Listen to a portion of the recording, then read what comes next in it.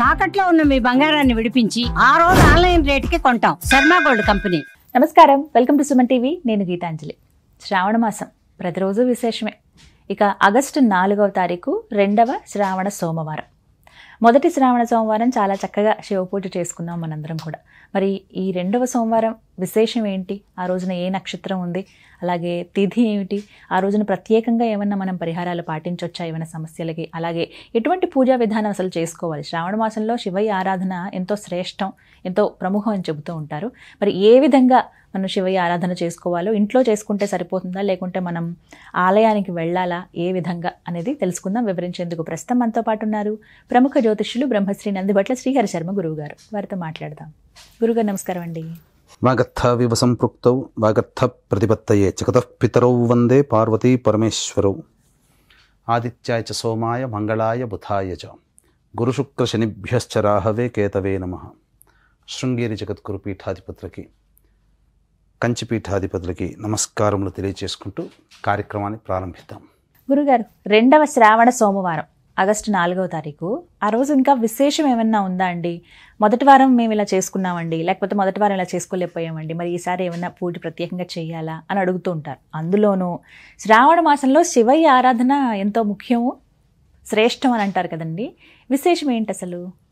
మీరన్న మాటలో సంపూర్ణమైనటువంటి వాస్తవం ఉందమ్మా. శ్రావణ మాసం అంటే అందరికీ టక్కున గుర్తొచ్చేటువంటిది లక్ష్మీ అమ్మవారి ఆరాధన. విశేషమే, కాదనట్లేదు. ఎందుకంటే మనకు యుగ యుగాల నుంచి చారుమతి ద్వారా శ్రావణ మాసంలో పౌర్ణమి ముందు వచ్చే శుక్రవారం చేసుకోవడం ఆచారం. అయితే అసలు శ్రావణ మాసం అంటే ఎక్కువగా ఆచరించాల్సినటువంటిది ఈశ్వర ఆరాధన. చాలా ఈశ్వరుడికి చాలా ప్రీతికరం. పైగా ఈ సోమవారము దశమి తిథితో కలిసి వచ్చింది, అనురాధ నక్షత్రంతో కలిసి వచ్చినటువంటి సోమవారం. పైగా బ్రహ్మ యోగం కూడా ఉన్నటువంటిది. కాబట్టి ఈ యొక్క దశమి తిథిని ఆశా దశమి అని అంటారు. అంటే మనుషులకు ఉండేటువంటి ఆశలు, ఆశయాలు, కోరికలు ఉంటాయి కదా, అవన్నీ పరమేశ్వరానుగ్రహం వల్ల తీరుతాయి అని చెప్పి మనకు శాస్త్రం. కాబట్టి ఇటువంటి దశమి తిథి నాడు వచ్చేటువంటి అమూల్యమైనటువంటి యోగాన్ని వీక్షించేటువంటి ప్రేక్షకులందరూ కూడా వినియోగించుకోవాలి. ఎందుకంటే మళ్ళీ మళ్ళీ సమయాలు రావు. అదే కదండి అసలు. పైగా సోమవారం అవ్వడం, అనురాధ నక్షత్రం, పైగా శని నక్షత్రం, అది పైగా బ్రహ్మయోగం అనేటువంటిది 7:03 వరకు ఉంది ఉదయం పూట. కాబట్టి ఖచ్చితంగా పరమేశ్వరుని యొక్క అనుగ్రహాన్ని పొందే ప్రయత్నం చేస్తే తప్పకుండా వాళ్ళకి అంటే వెంటనే శుభమైనటువంటి రోజులు వచ్చాయమ్మా. దంపతులకి విషయంలో చూసుకున్నట్లయితే మంగళగౌరి వ్రతం చేసుకోవచ్చు, ఏకాదశి మరియు పుత్రద ఏకాదశి. శ్రావణ మాసంలో శుద్ధ ఏకాదశి రావడం విశేషం. పైగా మంగళగౌరి వ్రతాన్ని చేసుకునే మంగళవారం రావడం విశేషం. పైగా జ్యేష్ఠ నక్షత్రంతో కూడుకున్నటువంటిది. సోమవారం ఏమో దశమి, అనురాధ నక్షత్రంతో కూడుకున్నటువంటి బ్రహ్మయోగంతో కూడుకున్నటువంటిది. కాబట్టి శివానుగ్రహం గనక పొందితే సృష్టి స్థితి లయకారకాలలో లయకారకుడు పరమేశ్వరుడు. మనకేదైనా కర్మ పెండింగ్ ఉంది, ఆ కర్మ ప్రభావం వల్ల మనము అనుకున్నంతగా మనం రీచ్ కాలేకపోతున్నాము, ఆ కర్మ నివారణ కావాలి అనుకునే ప్రతి వ్యక్తి కూడా, అంటే ప్రతి వ్యక్తికి ఒక టార్గెట్ ఉంటుంది, ఆ టార్గెట్ని రీచ్ కావడానికి ప్రయత్నం చేస్తూ ఉంటుంటాడు. ఆ ప్రయత్నంలో దగ్గర దాకా వచ్చి వెనక్కి వెళ్ళిపోవడం లాంటివి మనిషికి బాధ కలిగిస్తుంది. కాబట్టి అటువంటి కర్మదోషాన్ని తొలగించే అవకాశం ఈ సోమవారం రోజున 4వ తారీఖు రోజున రావడం అనేటువంటిది చాలా విశేషము. కాబట్టి కర్మ దోషాన్ని తొలగించుకోవాలని కర్మబద్ధులైనటువంటి ప్రతి సనాతన ధర్మాన్ని పాటించే ప్రతి వ్యక్తి కూడా ఈ రోజున శివారాధన చేసి తీరవలసిందే. ఆ ఈశ్వరునికి ప్రధానంగా శివో అభిషేక ప్రియ, అలంకారో విష్ణు ప్రియ. కాబట్టి ఈశ్వరుడికి అభిషేకం అంటే చాలా విశేషం. అయితే అభిషేకము అనంటే అసలు సిసరైన అర్థం అంటే శుద్ధమైనటువంటి జలముతో ఈశ్వరుడికి స్నానం ఆచరింప చేయడమే అభిషేకము అని అంటారు. ఇప్పుడున్నటువంటి ప్రస్తుత తరంలో అభిషేకం అంటే అర్థాలు మారిపోయి జలాభిషేకము, పుష్పాభిషేకము అని, తర్వాత రకరకాల పండ్ల రసాల అభిషేకము అంటే మాత్రం నీటితోనే చేసేది.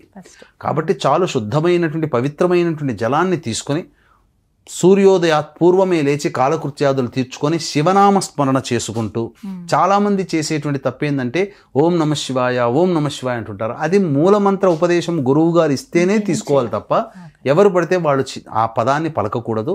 శివాయ నమః అంటూ పలకరించినా అదే నామ ఫలితం కలుగుతుంది.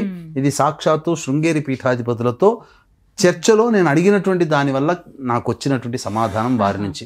కాబట్టి ప్రేక్షకులందరూ ఓం నమ శివాయ అనేది పక్కకు పెట్టి శివాయ నమః అంటూ జపం చేయండి. తప్పకుండా ఆ ఈశ్వరుడు అతి శీఘ్రముగా పలుకుతాడు. ఎందుకంటే అది బీజాక్షరము, ఉపదేశం లేనిది చెయ్యకూడదు. ఇక సంబంధించి పరమేశ్వరునికి ఇష్టమైనటువంటి పూలు ఉంటాయేమో కొన్ని, కరవీర పుష్పములు అని, అంటే గన్నేరు పుష్పాలు. మీరు నార్త్ సైడ్ చూసినా నార్త్ సైడ్ ఎక్కువగా ఈ యొక్క చామంతి పుష్పాలతో, గడ్డి చామంతి పుష్పాలతో పూజిస్తారు. కర్ణాటక ప్రాంతంలో చూసినట్లయితే ఎక్కువగా గన్నేరు పూలతో ఈశ్వరుడికి అర్చన చేస్తుంటారు. గన్నేరు పూలమాల వేస్తారు. కాబట్టి ఏదైనా శివాలయానికి వెళ్ళి గన్నేరు పూలమాల అర్పించండి. ఇంట్లోనైనా కానీ పెట్టుకోవచ్చు. రకాలు ఉంటాయి కదా గురుగారు అందులో. ఎర్ర గన్నేరు మంచిది, తెల్ల గన్నేరు మంచిది, పసుపు గన్నేరు, అంటే పసుపు గన్నేరు కాదు, ఎరుపు తెలుపు ఉండేటువంటివి చాలా మంచివి. లేత గులాబీ రంగులో ఉంటాయి. అది చాలా విశేషం అమ్మ, పరమేశ్వరుడికి చాలా ప్రీతికరం. అది సమర్పించడం ద్వారా అంటే ఆ ఈశ్వరుడికి అమ్మవారిని దరిచేర్చినట్టుగా భావన. కరవీర పుష్పముల ద్వారా అన్నిటికంటే చాలా గొప్ప ప్రీతికరమైనటువంటి పుష్పం ఏందయ్యానంటే తుమ్మి పూలు. గట్ట వెంబడి మనకు పొలాల్లో వాగుల్లో మనకు పెరుగుతుంటాయి. తుమ్మి పుష్పం అంటే ఎలా ఉంటుందనంటే దాని యొక్క పుష్పము మన మోకాలి మడిమ ఎలా ఉంటుందో అలా ఉంటుంది. కాబట్టి ఆ తుమ్మి పుష్పము ఒక్కటి పెట్టినా చాలు, చాలా చిన్నగా ఉంటుందమ్మా. అది ఒక్కటి పెట్టినా చాలు, కోటి పుష్పార్చన చేసినటువంటి పుణ్య ఫలితం దక్కుతుంది.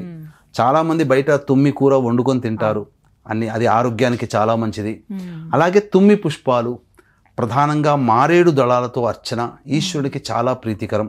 ముఖ్యంగా అతనికి నిరంతరముగా శివనామస్మరణ చేసుకుంటూ అభిషేకం చేసే వ్యక్తిని చాలా ఇష్టపడతాడట. ఆ విధంగా శివనామస్మరణ చేసుకుంటూ తదేకమైన ధ్యానంతో అభిషేకం చేస్తున్నటువంటి వ్యక్తినే చండీశ్వరుడుగా నియమించుకున్నాడు. కుబేరుడికి ఆధిపత్యం వచ్చింది కుబేరుడికి. కాబట్టి చాలా గొప్పదైనటువంటి రోజమ్మ ఈ యొక్క సోమవారము, దశమి తిథి, అనురాధ నక్షత్రము, బ్రహ్మయోగము కలిసి రావడం అనేటువంటిది నభూతో నభవిష్యతి.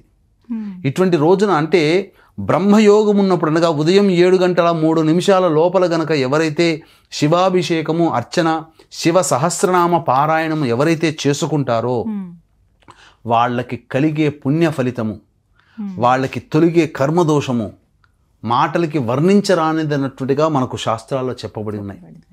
ఎందుకు అనంటే మనల్ని పుట్టించిన వాడు బ్రహ్మ. అటువంటి బ్రహ్మకి సంబంధించినటువంటి బ్రహ్మయోగం ఉన్నప్పుడు గనక కర్మదోషాన్ని నివారించే పరమేశ్వరునికి సంబంధించినటువంటి కైంకర్యములు, పూజా విధానములతో ఏ మనిషి అయితే చేస్తాడో ఆ మనిషికి జాతక రీత్యా గత జన్మ కర్మదోషము, ప్రారబ్ధ కర్మదోషము, సంచిత పురాకృత ప్రారబ్ధ దృఢ అదృఢ కర్మదోషములు చాలా మటుకు తగ్గుతాయి. పూర్తిగా నివారణ అవుతుందని మాత్రం చెప్పలేను సుమి. కానీ దాని యొక్క ప్రభావం అనేటువంటిది తగ్గుముఖం పడి అప్పుడు మనిషి యొక్క సంకల్పం అనేటువంటిది నెరవేరుతుంది. ఏ వ్యక్తికైనా తాను కోరుకున్నది జరగాలని కోరుకుంటాడు కదా, ఆ కోసం ఆ వ్యక్తి కోరుకున్నది జరగడం కోసం ఆ రోజున చక్కగా శివనక్త వ్రతం అని ఉంటుంది. చక్కగా ఆ రోజు ఉపవాసం ఉండండి. తెల్లవారితే ఏకాదశి, మంగళవారము, ఆ రోజు కూడా ఉపవాసం ఉండి ద్వాదశి తిథి రోజున గనక భోజనం చేస్తే ఆ వ్యక్తికి గొప్ప మహిమ అనేటువంటిది ఆ వ్యక్తి ఇంట్లో చేరుతుంది. ఇది చేసి చూడండి, ఫలితాన్ని మీరే అనుభవిస్తారు. ఇందులో సందేహమే లేదు. శ్రావణ మాసం, కార్తీక మాఘ మాసాలు ఎంత పవిత్రమైనవి, ఆశ్వీజ మాసము ఎంత గొప్పదో, శ్రావణ మాసంలో శివారాధన చేయడం వల్ల అంతటి గొప్పదైనటువంటి పుణ్య ఫలితాన్ని ఏకకాలంలో, అందున సోమవారం నాడు దశమి రావడం, మంగళవారం నాడు ఏకాదశి రావడం, శివకేశవులకు అభేదమైనటువంటి విధంగా అమ్మవారిని అర్చించుకునే విధానంగా కూడా కలిసి రావడం అనేటువంటిది 2 రోజుల్లో కూడా జరుగుతుంది. కాబట్టి అందరూ కూడా చక్కగా ఆచరించి తరించండి. అలాగే వీక్షించేటువంటి ప్రేక్షకులు కూడా 8వ తారీఖు వరలక్ష్మి వ్రతము, ఆ రోజున రాత్రి పౌర్ణమి తిథి గడియలు ఉన్నాయి కాబట్టి ఆ రోజున వ్రతం ఆచరించుకోవచ్చు.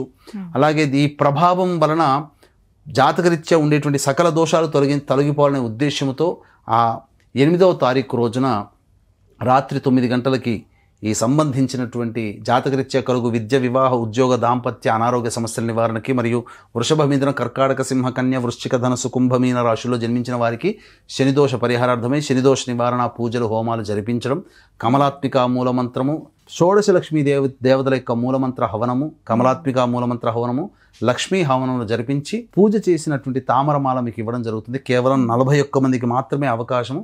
కావున అవకాశం ఉన్నటువంటి వాళ్ళు ఈ కార్యక్రమంలో 6 గంటల లోపల నమోదు చేసుకోవచ్చు. చాలా చక్కగా వివరించారు గురుగారు. ధన్యవాదాలండి. సర్వం శ్రీ ఉమామహేశ్వర పరబ్రహ్మార్పణమస్తు.